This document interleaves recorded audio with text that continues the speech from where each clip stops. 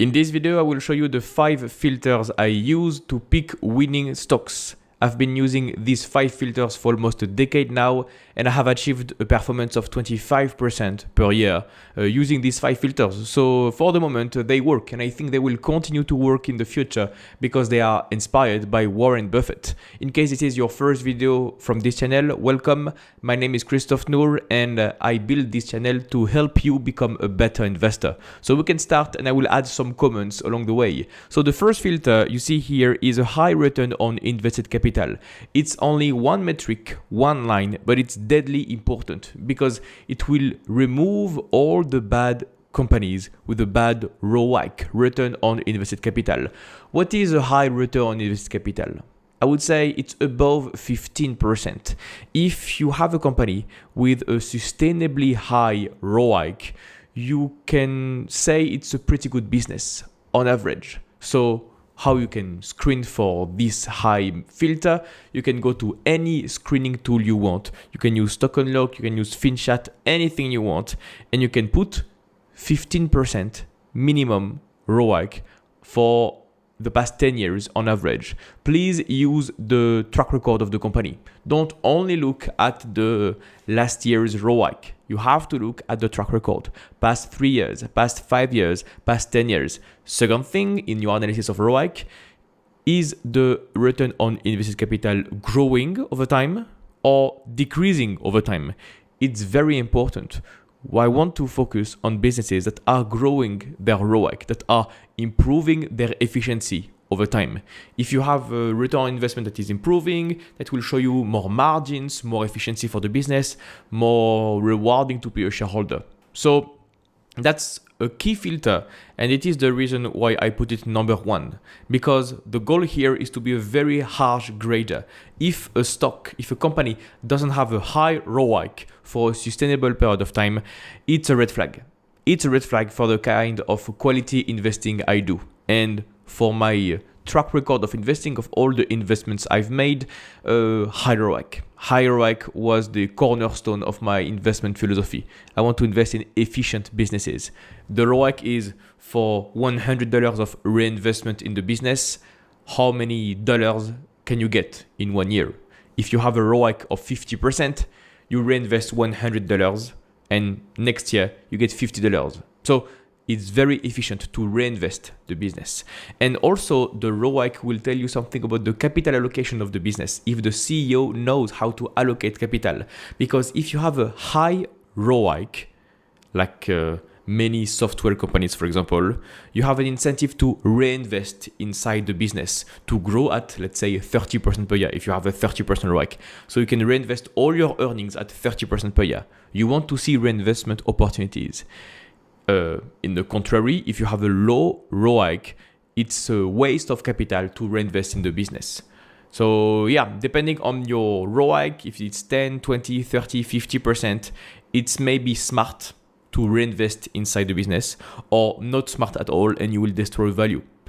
That's about capital allocation, and this is very important when you look at companies. But the first point was only this, filter 1, ROIC. Second point is a durable competitive advantage. That's the moat. Without a moat, high profits are temporary. I only invest where the competitive edge is clear and defensible.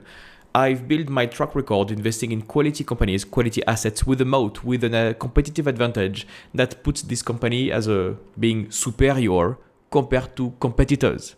How can you see if a company has a moat? First, you can check the numbers. The ROIC is a good example of how you can see a company has a moat. If you look at all the competitors in an industry and one company has a very high ROIC compared to the rest, that's maybe a sign of a moat.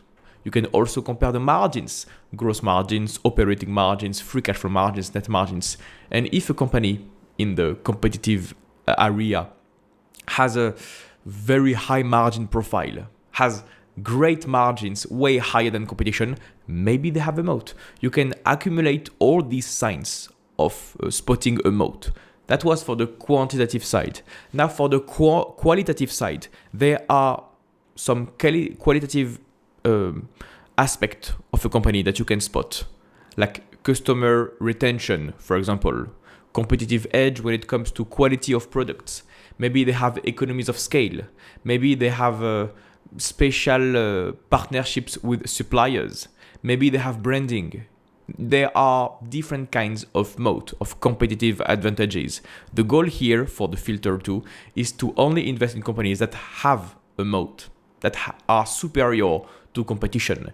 If you sum everything up with the quantitative analysis, better margins, better ROIC, and also qualitative analysis, better products, better customer relationships, better customer retentions, all these things, you put everything in the same analysis, you can spot superior businesses. Only these two filters can help you spot these opportunities. And this is also what we do on our coaching program. I have a coaching program. This is maybe the first link in the description. You can see more information about this one. The goal, what we do for our group calls, is we spot these opportunities that are superior, and we don't waste any time on inferior businesses. Because if you focus on inferior businesses, you will have an inferior performance. And this is not why you clicked on this video. Third filter is conservative balance sheet. Depends on the quality of management and track record for capital allocation. Yes, the goal is to avoid investing in companies with a lot of leverage, a lot of debt. Now we are living in a world with inflation, with high interest rates. So you will have to pay an interest rate, interest expenses on the debt, on the balance sheet. So if you have a company with a lot of debt, they will have to, one, repay their debt, and two, pay the interest. It will be a drag down on the profits. It will add more costs. It will reduce profitability for the business. Compare this with another business that has no debt at all, that is filled with cash. One, they don't have a debt to repay, so no cash outflows in the future. Two, they don't have interest rates to pay, interest expenses, so profitability is not down. And three, they can invest this cash. They can invest this cash in treasuries, for example, and get a nice yield. And fourth, they can do whatever they want with the cash. Having a lot of cash in your balance sheet gives you flexibility. You can seize opportunities if you want to make an acquisition. You can seize another opportunity if you want to buy back your own shares. This is why I said it depends on the quality of management. But if you've done the qualitative work, maybe you know one thing or two about the management team.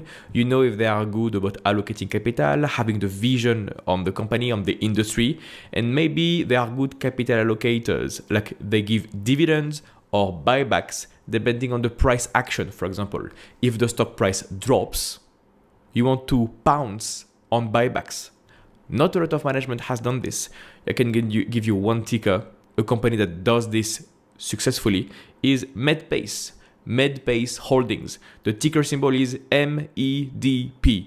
Check on the internet. When the valuation went down, the PE ratio went down, they increased the buyback program by a lot. So this is a great way to create value for shareholders, and not a lot of management teams know how to do this. The key here is to spot management teams that are good at capital allocation. Even in the US, not everybody is good.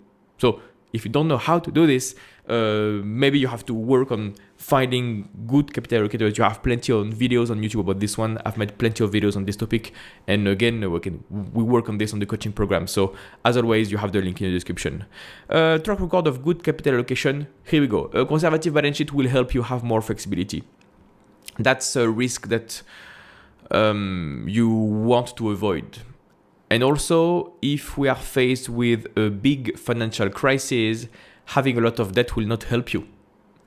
And having investing in companies that are leveraged, if we are in a scenario like 2008, will completely destroy the stock price.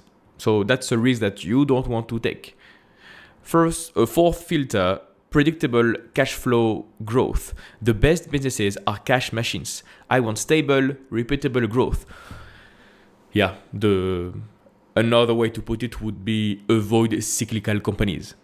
Companies with a lot of profits for 1 year and then a lot of losses for 1 year. Profits, losses, profits, losses. We don't want this. I want to just have a simple investment thesis, right? Simple investments, simple companies, predictable free cash flows. For all the businesses I have in my portfolio, I know with good certainty what the free cash flows will be for the next 1, 2, or 3 years. After this, that's a little bit of speculation. But for the next 3 years, I have some good certitude. I'm pretty sure. For cyclical companies, oil companies, or anything that is cyclical, the car industry, for example, we have no clue. Nobody knows. Even the management teams, they don't know. So the goal is to invest in predictable free cash flow machines and companies that like growing their free cash flow per share. That will be another filter. You want companies to focus on free cash flow for shareholders. So, here is another quick tip. You can check the incentives of management on a document called the proxy statement, and you can see how the management is compensated. If the management team has a great bonus at the end of the year because they increase the free cash flow, this is nice. The incentives are aligned. The management will get a reward, will be rewarded if they increase the free cash flow. So, additionally, I most of the time invest in companies that are incentivized to boost the free cash flow. That creates an alignment of interests. Fourth filter, valuation below intrinsic value. Even the best company can be a terrible investment if you overpay. I only buy when the odds are clearly in my favor.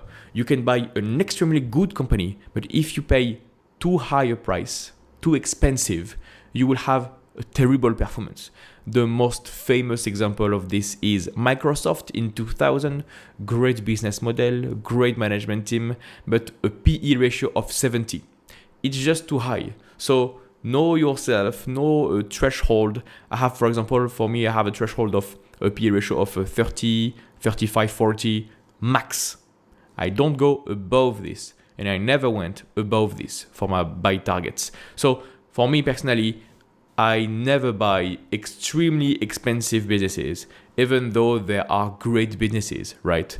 You want to buy fairly valued businesses, fairly valued stocks, or cheaply valued stocks, either cheap or fair value. This is how I generated 25% per year. The investment thesis become way more simple. And if you accumulate all these points, high efficiency, a lot of moat, quantitative moat, qualitative moat, good balance sheet, no risk, long history, track record of free cash flow, and you buy at a fair price or cheap price, you increase your chance of outperforming the market.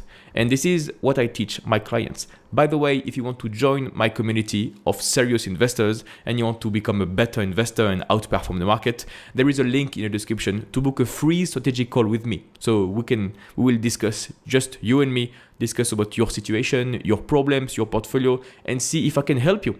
And if I can help you, we will be able to work together and you can join us on our coaching program. So if you think that will be interesting to you, you can just click the link in my description to learn more about my coaching program and book a free call with me. And I'll see you on the other side.